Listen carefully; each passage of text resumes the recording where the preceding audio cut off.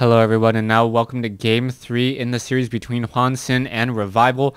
Now, this may be because some of the replay sites post in chronological order or reverse chronological order. I may actually be casting these games out of order. All I know right now is that Revival has a 2-0 lead in this series, and games 1 and games 2 looked very, very good for Revival. Revival just played very strong, pretty much knew what exactly to do in order to stop HwangSin, and always had a 60 supply advantage after the first fight. Probe now making a move out across the map. This is going to be here on Daybreak, as we had HwangSin spawn as the red Protoss on the bottom left, Revival spawning as the blue Zerg on the top right.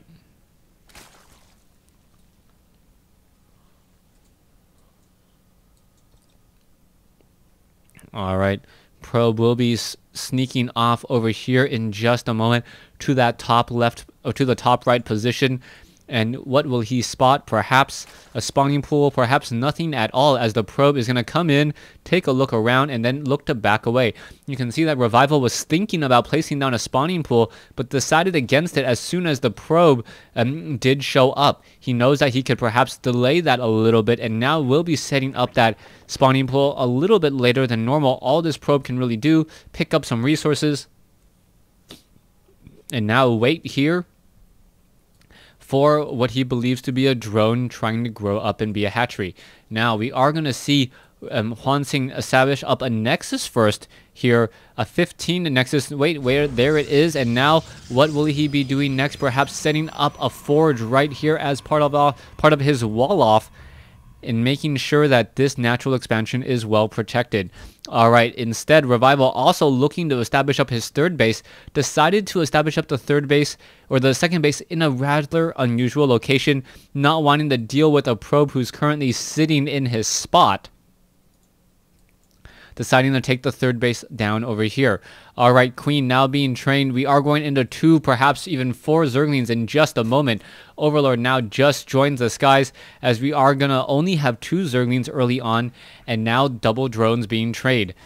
Simply back over here, you can see HwangSin with 1 forge and also a gateway in position here. What is going to be happening next? Not quite sure, as we still do not have any gas being established by either of the players. Alright, we are going to see the Zergling now chase away the Probe. The Probe does spot the second base over here at the typical third base location. Not a true ninja expansion, but an expansion nonetheless, as the Probe now will be simply retreating and returning back home. I do expect a new drone to grow up and be a hatchery right here.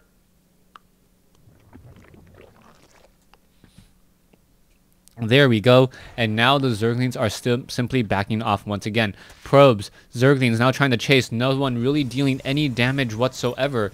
And if the previous games were any indicator, it's just going to be a matter of time before Revival sets into his own groove and is able to really take the economic advantage. Back over here, Revival, currently sitting on 1 queen, has 2 in total. This hatchery here about to be halfway completed, as an Overlord just doing a very, very low scout of his opponent's base. Harvester count still seen at 27 probes compared to 23 drones. 4 more drones now being trained, 5 more drones being trained, which will give the economic advantage now over to Revival in, say, the next 30 seconds. Assuming that Revival still continues to train up more drones, it does take a little bit longer to actually transition drones down to the third base as opposed to a typical second, but Revival should be able to saturate this base in just a matter of a minute and a half based upon how many drones he is currently creating. So far, Revival sitting on 3 bases. He does have 2 extractors, this base just finally getting up. But what is his tech choice going to be? 46 supply compared to 41. Harvester count is 36 to 35.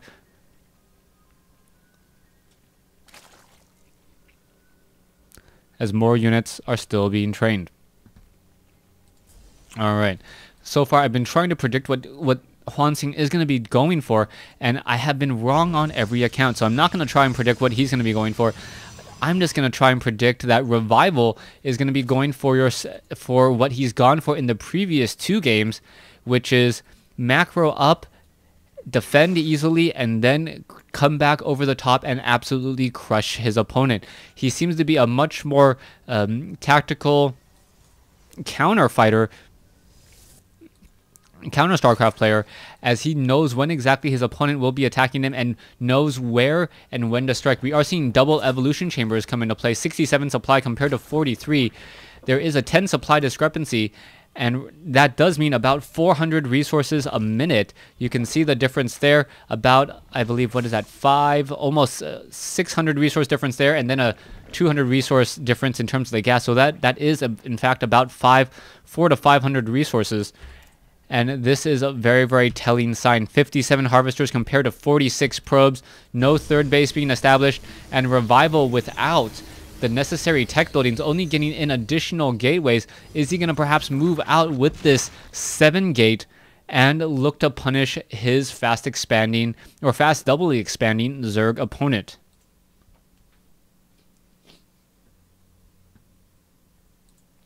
Zerglings, Stalkers, Sentries still in position off over here. It looks as though no one is establishing this particular mineral patch. This is only a 6 mineral patch with a rich Vespene Geyser, so not your true expansion location, which is something that I actually do miss. One of the reasons why most players don't take this position on tournaments is because that the mineral patches is actually smaller. If you want to establish and run a third base, then you obviously want 8 mineral patches per location.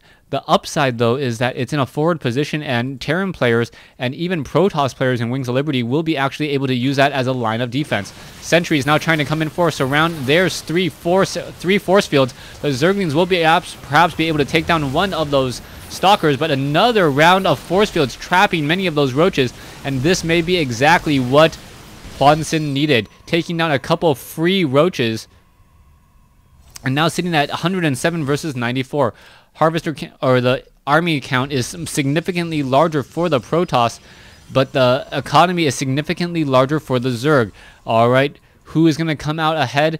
It looks as though it's Gosu's HwangSin is now going to be just making its way forward and look to poke up that ramp. There are Stalkers and Zealots up against roaches and Zerglings, but there's also a good number of sentries here, and the sentries are not going to be making their way up. Is it going to be enough? Stalkers now trying to poke their way in. They're trying to get back away. You can see how much damage is being dealt, and what is going to be happening here. Another Stalker does get taken down. Force fields are coming to play, and many of those roaches are unable to engage.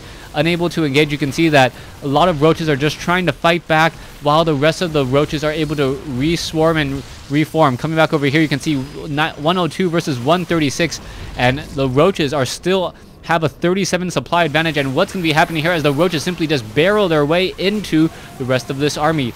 No immortals in this composition means that the roaches are going to be dealing a lot of damage here, and it really looks as though that the sentries and the zealots may simply be too much. Roach is now trying to push back. Is it going to be enough? There's still a 60 supply discrepancy as the Stalkers are now warping in straight from behind.